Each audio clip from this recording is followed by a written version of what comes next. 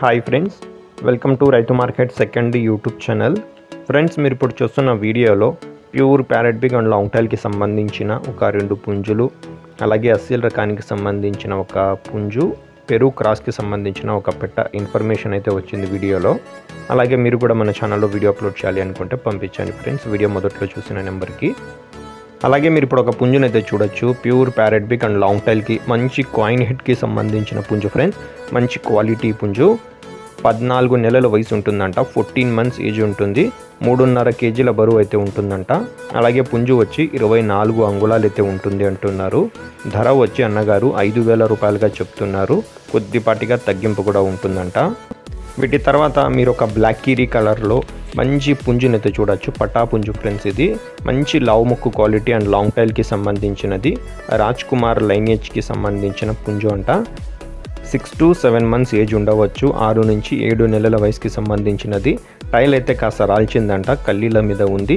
దీని పాత ఫోటో కూడా నేను వీడియోలో పెట్టాను, మీరు చూడొచ్చు. 3 కేజీల 300 గ్రాముల బరువు అయితే ఉందంట ఫ్రెండ్స్. మంచి క్వాలిటీకి సంబంధించిన పుంజు ఇది, పట్టా పుంజు పిల్ల. కావాలి అన్న వాళ్ళు అన్నగారికి సంప్రదించండి మిగతా వివరాల కోసం.